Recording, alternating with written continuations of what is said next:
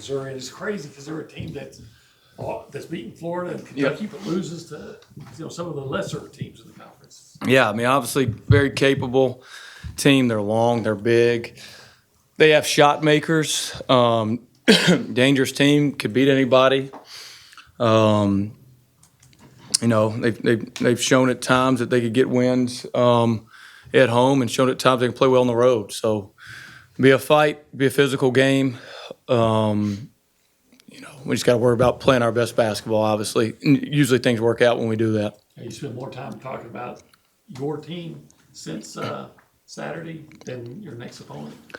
Yeah, we kind of do a mix of both, but it's mainly us. I think at the end of the day, we talk about, we played 3 games last week. It's Saturday, Wednesday, Saturday. And we played maybe the best game we played all year at Georgia. We played one of the best games we played all year at Alabama. Even though we didn't win, it's irrelevant. It's how we played. We played great. We put 97, almost won at a spot that no one ever wins at, with their whole roster and added roster, right? And then we just didn't play a good game versus Florida. But, you can be short-term and forget that a week before we played a great game, and 3 days before that we played an awesome game as well. Games before that was Mississippi State and South Carolina, where we were phenomenal. So we just got to, play like we've been playing for the most part. Since you brought up Alabama, should y'all get a win?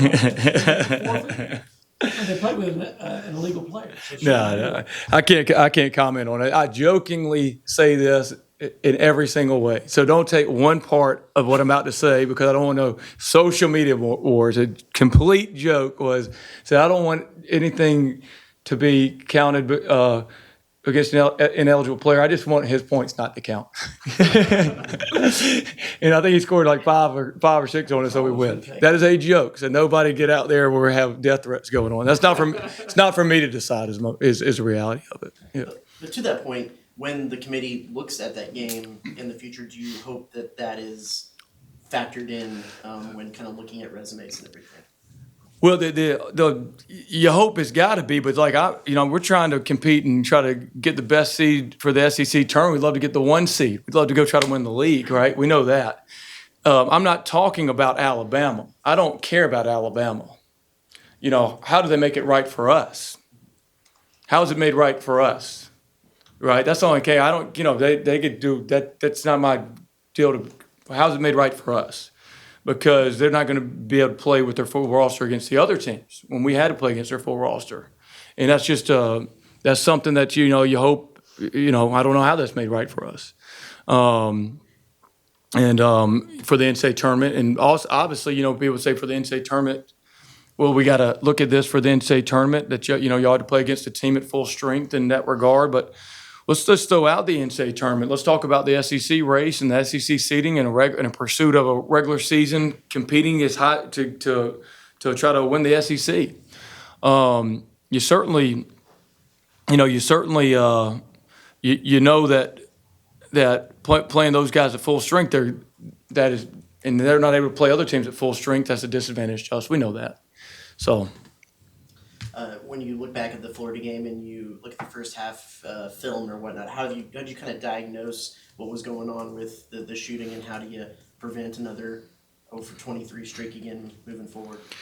Well, we if we took half court shots, we're probably gonna make more than 1 out of 27. We know that. Now they played very good defense in the game. They have a lot of length. They're good on defense. I think that our guys were a little too amped in the game. Which sometimes it takes a game with the great crowd and all that for your guys for the next time they can settle in a little bit more.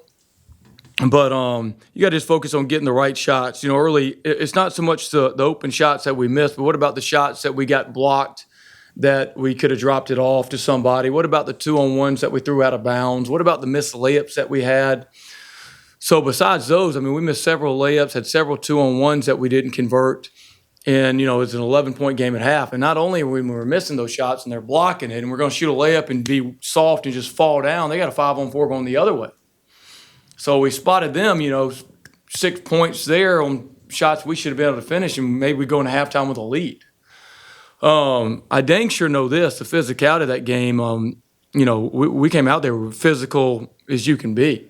That's not a game where someone would poke their chest out saying there is one team out physical the other team. That shows up in rebounding. And our guys battled being undersized, were able to rebound at a very high level in that game. I mentioned this to everybody. Our guys shouldn't walk away from that game thinking we didn't play great defense, because for the first 25 minutes of the game, or 24 minutes we got down by so much that they were going to get some dunks, because the only way to get back in it, trying to score the ball, was to pretty much go to we're going to steal it or you're going to get a dunk mode. So wasn't as bad as it felt, like I said, but, it's a good team. To your point about, feeling maybe a little too amped up, do you change maybe a little bit of how you go into like pregame routine at all? I'm sure you guys are hoping that y'all will play in some other big environments at home this season as well. I wouldn't, I wouldn't change too much. We got to remind ourselves that the same routine we've done has been the same routine that's put us in a good position since in SEC play for sure. Right. So I just stay with it, and if it became a pattern, then I'd probably reevaluate it. Does your messaging change at all coming off back-to-back losses? And do you use maybe what happened earlier this season when y'all had back-to-back losses and how y'all kind of bounce back as motivation? Well, I didn't think we played well in our back-to-back losses. We early in the year. We played Oklahoma State. We were not very good at all. Central Florida, we were actually good for about 25 minutes and not good. I think we played really well at Alabama. We didn't play well in the last game, but it wasn't an effort deal. It wasn't a physicality deal. So I don't really keep up. I keep up with how we're playing more than anything, more than wins or losses.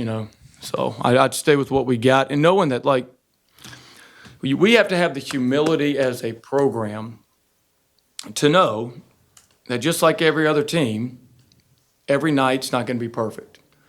I watched North Carolina State play Louisville last night, and North Carolina State's been a great defensive team, an in-state tournament team, and got beat by about 40 and gave up 120 points. You'll look up, and Alabama's a very good team, and they got pounded by 30. You got Missouri beat Florida. You got Vandy's a great team, and Oklahoma goes in there and gets them. It's just the way that it is.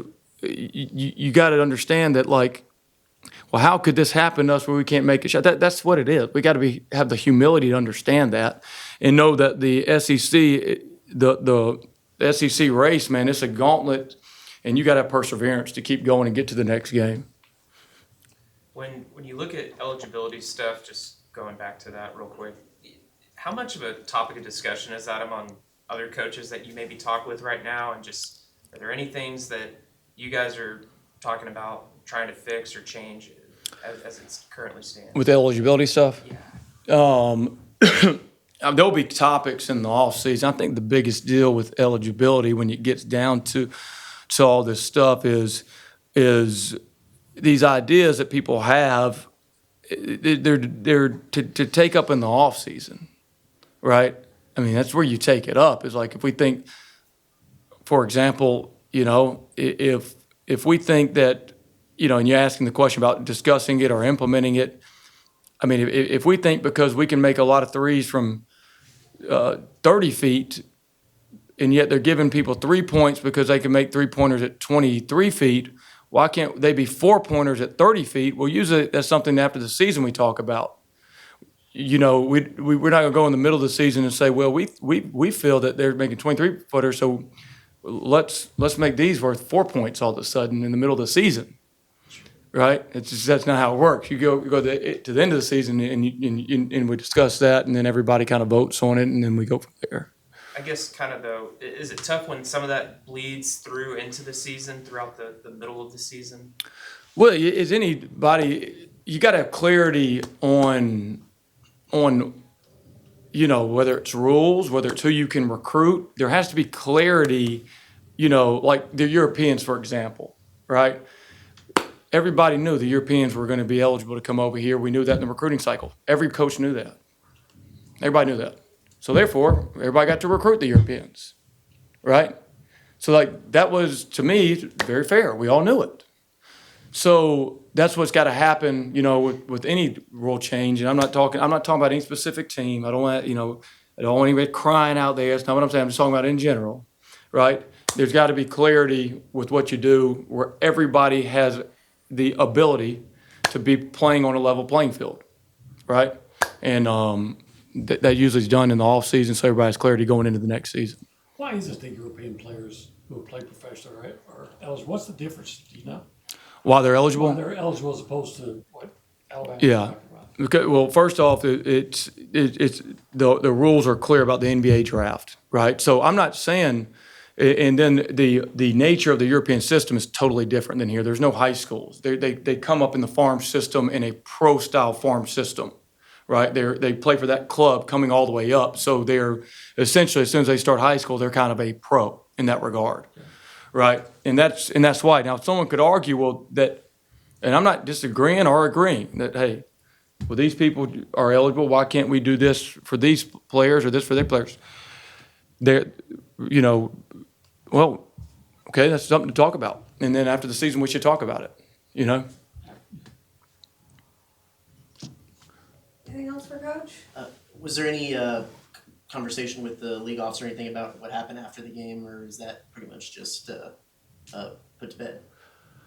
I think there's you know, just a blanket deal that people try to get into. I didn't see much of it, you know, like people ask me about it. Great. I'm really glad when we have teams that are, you know, have won national championships and in first place in the league, that if they get a win, they're so freaking happy. Like that means something. Like it's like if people got, you know, if it's like, man, it got to be a lot of talk and a lot of jawing. That meant so much because they value that we're pretty good, right? So like the more that goes on, the more I'm like, good, we're getting there. That means something to them, you know. So I like that personally.